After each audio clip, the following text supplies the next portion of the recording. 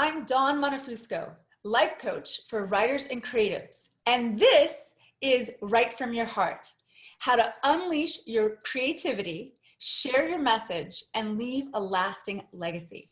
And today, I'm so excited. We have one of my favorite people in the world, Amber Bonnici. I think I got that right. Amber is an intuitive creativity coach and creative business mentor. She helps women access their creative power and supports creatives to get their message out into the world through her live events and year-long coaching programs. Amber is the host of the Woman Unleashed Retreats, an online event that gathers tens of thousands of women each year. Amber supports her online global community of more than 25,000 women to spread creativity throughout the world. When she's not teaching or coaching, you'll find her on the big island of Hawaii, painting or dancing hula and hanging with her husband and boys. That felt so good to read. Hi, Amber. Hey, Dawn, nice to see you. Nice to see Aloha. everybody who's here. Aloha. So, Amber, tell us what you're up to these days and any projects that you'd like to talk about. Oh, yeah. So Dawn and I, we've talked like ahead of time, but we were talking about even like the piece of like what we're creating. And as creatives, I know if you're like me, writer, creative, whatever, just your brain works a certain way. So you have a million ideas in your head of projects that you would do. I always say I have 100 lifetimes of creative projects that I want to complete. And so at the moment I'm working on my creativity book. So I've been working with creatives for a long time to help, just teaching about the creative cycle and how there's a cycle of creation and that there are different parts that we can get stuck on it. And I'm like, you know what, it's time to get this out in book form. So that's what I'm working on at the moment. Is I'm in the middle of writing my book, right. I love it. And thank you for writing the book, because then you can reach so many more people. This is so exciting. So let's dive into this question. I find when people write what they think they should write about versus what they want to write about and what their souls want to really speak to, they get caught in the middle of the should and what they're actually being called to create. Let's talk about creativity first. We talked about that. So what is it about? Tell us about that creative cycle that you talked about and how someone might be able to get into it if they've been out of the creative cycle for a while. Yeah. Well, I love, weaving in part of the conversation about what we should be doing versus, what creativity, what we feel called towards. It's a different inquiry, right? The should versus the calling. And, even for me writing my book, I wrote over 200 pages of what I thought my book should be. And then at one point I was at a retreat with Sark, and I was doing Hawaiian ritual. I don't even know I was there, for her book retreat.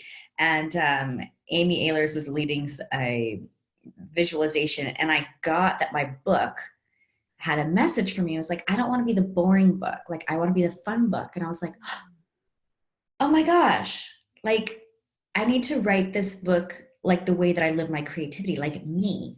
I need to infuse, I need to have drawings in there. I need to, the way that I write, I need to and teach, I need to have that in there. And it was this light bulb came on for me, because then it came from being this thing of should, which felt so heavy. The energy felt okay, I'm getting up at 4 o'clock in the morning and writing. You know what I mean? It's that kind of thing too. Oh, I wonder what's going to appear now. Right.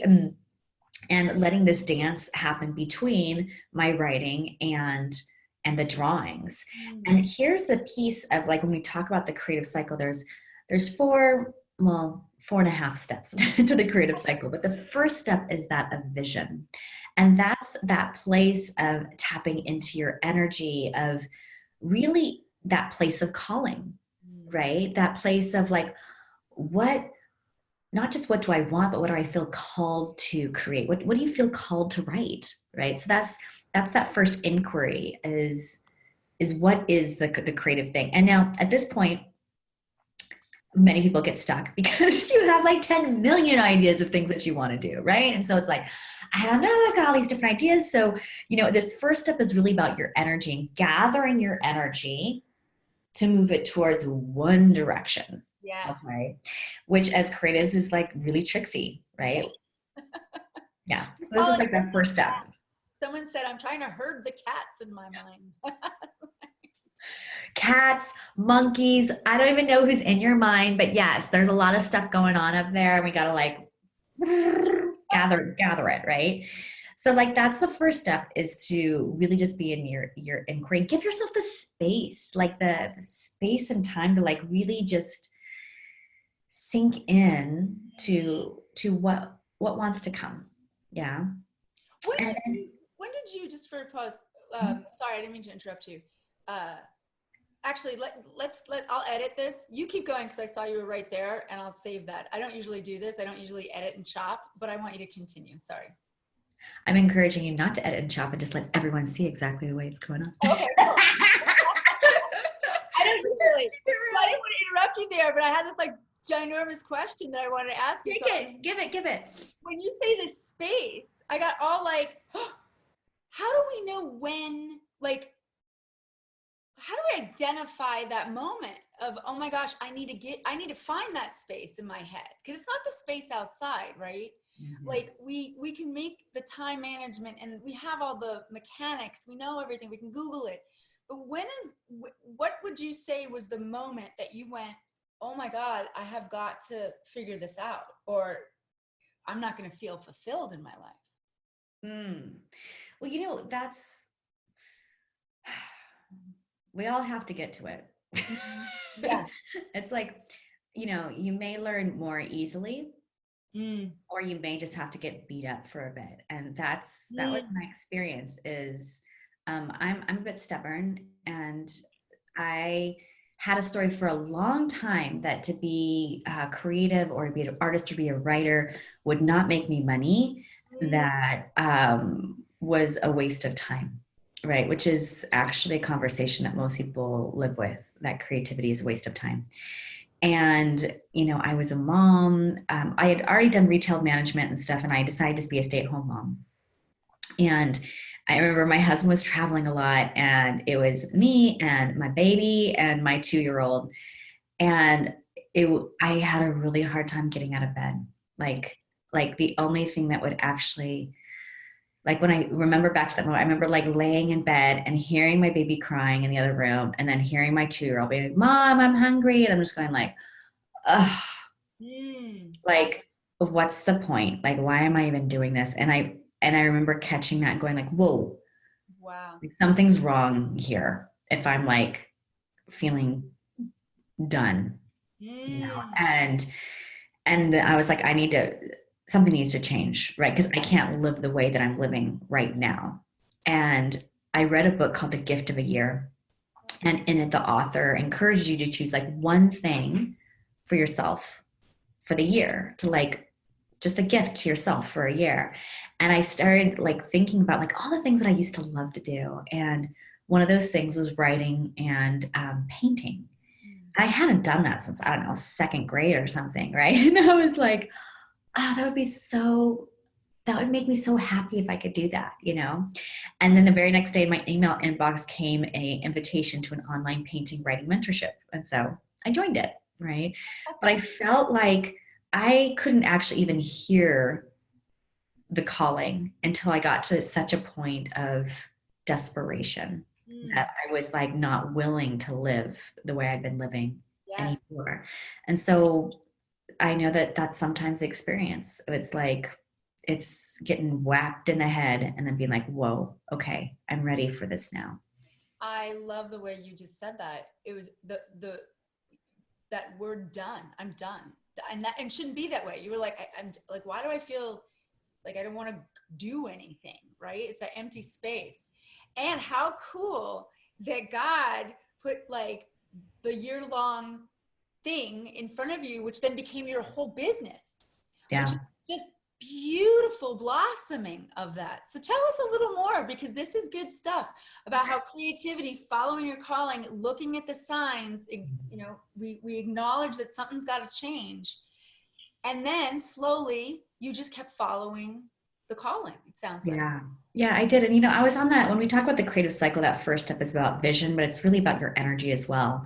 And so for me, even though I knew, oh, I want to create, and I started creating for me, that was like I had to like fill up my cup again because I had been so empty for so long, right? I'd been giving or doing what I thought other people wanted me to do. And it was like almost like I had to return back home to myself. I had to remember those things that filled me up. And then like really get my energy back because I was so exhausted as a mom of young babes. And once I started doing that, after a point, I felt like, oh, I've healed enough. It's time for me to start sharing this, right? So then that was like that next level of calling. So I think there's different, I don't know if level's the right word, but the next layer of calling, right? That came, and that was to start sharing, just even with my friends and my family, what I was doing. And then after that was the calling to share with people in our community. And then after that was to share, like, you know, worldwide. I just jumped in at that point. Yeah, just go for global. Yeah, Just go global, go global. So that was that piece. But you know, when I look at the creative cycle, it was like that piece of energy was that first step. And then the next step for me was about structure, right? That in order to create anything, you need a container. If you're writing, you need to have the pages, right? Or the computer, right? Or if you're painting, you need to have the canvas, but somewhere to put the stuff, right? So creativity, if you don't have somewhere to put it, just like sloshes all over the place. It doesn't actually go anywhere, right? So it's, for me, that next step was about finding my structure, my schedule, my, you know, things that actually could hold it. And for me, when my babies were young, it was like nap time is when I would create, you know, babies are sleeping. I've got maybe 30 minutes. I'm going to write and paint. And that was the time, that window that I found. But for every single creative, for every single writer, you have to find that structure that works for you. And here's what I want to say about structures. It shifts all the time, right? It's never like a static thing. Like my structure changes based on if my kids are in school or out of school, based on with my business, if my business is busier at some points or not busy at other points. You know, that there's like sometimes my writing time will be like early in the morning, and sometimes it's like in the afternoon in a cafe, depending on what's going on with my life. So many times I hear people, they want to like snap into this rigid structure, or they have this idea of like, okay, I'm going to go write a book and be like all Walden Pond and like, like being in nature in a log cabin. And like, that's how I'm writing my thing. It's like, no, what happens is you create in the midst of life, right? So it's finding those pockets, those places to weave in your creativity. So we've got vision, energy, structure. You said there was 4.5. Yeah. So actually vision and energy, the first one. So vision is your first step, and that's all about your energy. The second step is about planning, and that's all about your structure. Okay. The third step is actually the creating, right? And that's about intuition for me. It's about when you create, it's not just you alone. I believe that creation is actually co-creation. You're opening to something else, to something bigger than yourself, and allowing stuff to flow in. And sometimes that flow flows, and sometimes it's like, please just come through. Like it's like, it's like it's not coming in, right? But there's this place, and that step of self-trust. Yes. Right? Of trusting that what's coming is coming and it's fine. Like when I think about writing, like there are times I'm writing like, well, this is crap. I'm like, it doesn't matter. I'm just going to keep writing it anyways. And I can edit it later, but just really being in the step I'm in of like trusting, like, okay, whatever's flowing is great. And when I get to an editing point, I'm sure what's going to flow at that point will be great. Right? So that creation part is step 3. And then step 4 is all about focus in order to finish. Okay. So this is the part where a lot of us get bored, right? We're like, oh, you know, I can't tell you how many writers I've talked to that have like half finished books, or, you know, a gazillion, right? We all do. Our paintings, I mean, I work with painters too. We have like canvases that don't have the edges painting and our signatures on them, right? Like, right? We're right there at the end, you know? So it's a place of intimacy at this point. Yeah. Right? It's a point of, yes, easy to say surface level on your creation, but at this point, you're being asked to really dive in and be intimate with your project to complete it. And that's when you just got to bring out all the, I don't even know why I'm saying guns, because that's not really something I use, but but like you bring out the big guns. You're like, you bring out whatever you have to do, whether it's like, your accountability person. Like I have someone I meet up with, and like we write like at 4 a.m. on Mondays together. We just sit and write together. Whatever you have to do to make sure you finish, make it happen to finish that. Actually, it's funny with the guns thing. I love it because on the iPhone, they changed it years ago from an actual gun icon to a water pistol. Oh, They no longer have the gun icon, which is nice. So it's not, and so now when I think of big guns, I think of the big, like those big super shooters of water. I'm like, so it makes it kind of fun. I'm going to get the super shooter out for this. totally. Super shooter, exactly. So reminds me, we were just in Tahoe floating down the river, and people like in the river had these giant water guns and we spray each other. Oh, that's awesome. Yeah, so fun. Yeah, so that's that piece of focusing and finishing. And then the last piece, was I call it like the half, the half step is a step that most people forget, and that's to actually celebrate. Right. Oh, yay. Right. It's like what happens is there's an energy, there's a creative momentum that happens when you're working on a project. And at the end, if you don't celebrate it, it's like you take all the momentum and you just hit all the brakes on it, you stop, and then you want to start a new project, right? I mean, I've been in that space where I'm like, all right, I'm done. What's next? It's like the what's next, instead of being like relishing, like, I'm done. This is amazing. Like, really like taking it on and be like, this is my thing. This is what I'm doing. And like when you are in the energy of celebration, it's like, then it takes the momentum and it moves it. I love this so much. Oh, you're such a dream. I do want to say that I can honestly say that for me anyway, and for some, but definitely I tried. I went out to the woods last year. Someone lent me their amazing cabin about 45 minutes from here because I said I wanted to finish my book. And I'm like, I just need to get away and go in this middle of nowhere. Try it on. Let's see what happens. It only took me like a day before I got up every morning and drove to the nearest coffee shop, which was about a half hour away. And I did a ton of writing at the coffee shop. I was like, okay, this is not, like you said, you gotta structure it into your life. It's actually more fulfilling when it's a part of your life, right? Totally. And a lot of people don't even know the story. That it's like, yeah, he wrote in the middle of the forest, but his mom and his sister were like bringing him meals. Like, oh, right. Oh yeah. Yeah. It's like nice to be all romantic, but let's be realistic about this. Like mom and sister were bringing him meals, taking his laundry. It was like, you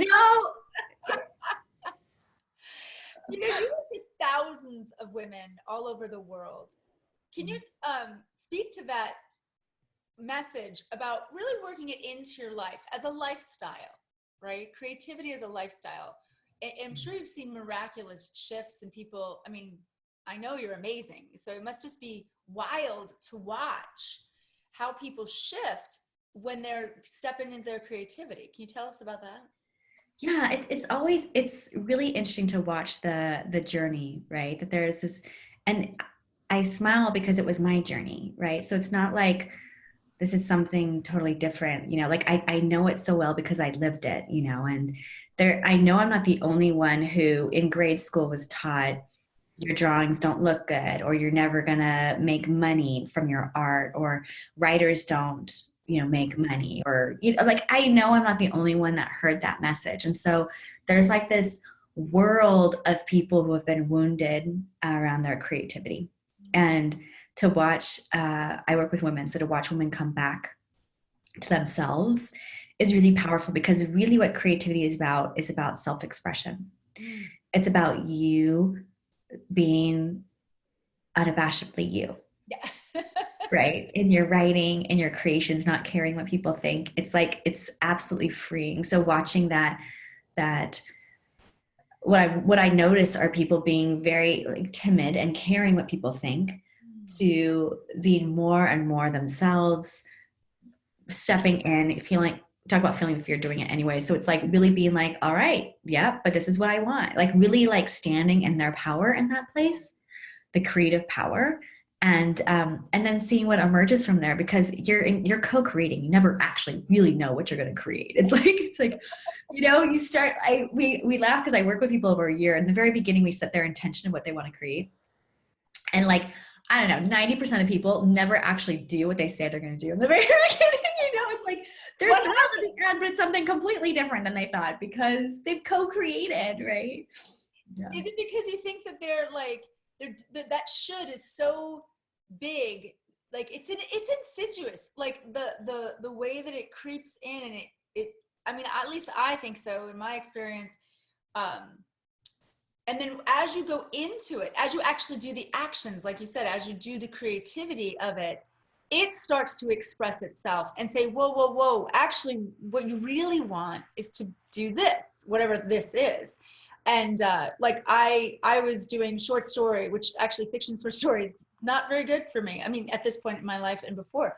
And I slowly went into poetry and I was like, no, that's never going to happen. That's ridiculous. And then it said yes. It started to say, no, this, because it felt right. It felt good. Any words that you could give the audience for the writers out there who know that they want to write? I mean, they know it. There's no doubt, but they've put it down and they're afraid to pick it back up. For the women out there specifically who, they just words are so interesting because they have so much meaning in just a word, right? We can semantic it all over the place and make it something else.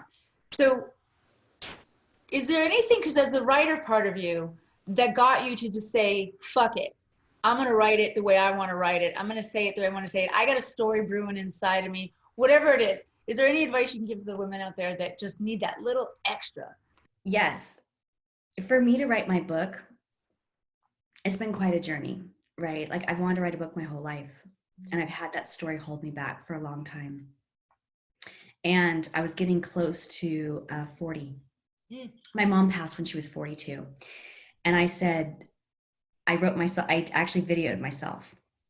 And I said, like how I felt that day on my birthday. There are days when there are moments when you remember how important this is to you. That it could be on your birthday, it could be New Year's, it could be the death of anniversary of someone who you care about. Mm-hmm. And in that moment how important it is for you to do your work. Mm-hmm. And so I actually videoed myself, a recording to myself, and I said, Amber, like, don't you wait one more year. You've waited your whole entire life for this. And I just like let myself have it, really. And then I would play that for myself. And I'm like, that's right. This is what I want. This is what I want. And that's what got me starting to write. That's amazing. That's amazing. I guess we could actually do that in our writing. We could write to ourselves, to our future selves. I love this idea. You're fantastic. So, there's a practice that you might enjoy doing is the 2 pens, 2 different colored pens, your wisdom and then the critic, or your muse and the critic. Let them both speak to you, because they both are, your critic is running the show most of the time, right? Yeah. But to actually open up and let the muse, what she has to say about what's going on, is really interesting. She's got a lot of interesting wisdom. Oh, I love this exercise. I might do this exercise and I'll give you complete credit for it. That's awesome. And I like that there's different colors too. That's fun. Yeah, it's important to use both right brain and left brain, right? As writers, that there's it's not just writing, it's creative writing, right? So to be able to tap into that other side. Other ways, just play with the creativity and open up, turn your page, like if you're writing, turn your book like another direction, instead of like the side, like or right across both sides of the paper. Oh, I love this. Those also kind of open up your brain from its rigid. Mm-hmm. That's great. Actually, good point. Writers get linear. We do get a little too linear, too quick. So that's great. I'm going to do that. That's awesome. But Amber, you are a dream. Thank you so much. And thanks for showing by example how creativity can be thriving, how using your gifts can create all kinds of possibility. And never to doubt that creativity is a very, very important part of just being alive. You have a gift for us. Yes, I do. Yes, I do. So I did a challenge with my community. It was a 10 day creative momentum challenge. And what we do is we help you get into momentum. And so we did that as a community. It was super successful. People loved it. We moved through the creative cycle. And what we do is we look at like whatever, like one project or one thing you want to work with. We help you decide what that thing is and then get momentum over it over 10 days. Awesome. So that's the offering. It's like you get little tidbits of little teachings to like Wow. look at the things that are going to stop you, like procrastination, perfectionism, to look at those things, but then to actually get you moving. So if you have something that you want to do, but you just can't seem to like get the moving point, jump on in. Oh, that sounds fantastic. So it's 10 days of videos and teachings from you? Yeah, it's just 10 days, little snippets, right? 10 days to get you in creative momentum. It's a steal. Get that now, people. Thank you so much for being here, Amber. I love you. You have a fabulous day and enjoy Hawaii. Thank you. Myself and Wonder Woman say we love you, we appreciate you, and yeah, get them, Tiger. Remember to be your writers, be yourselves, do it. People are waiting. Thanks so much. Have a great day. Bye.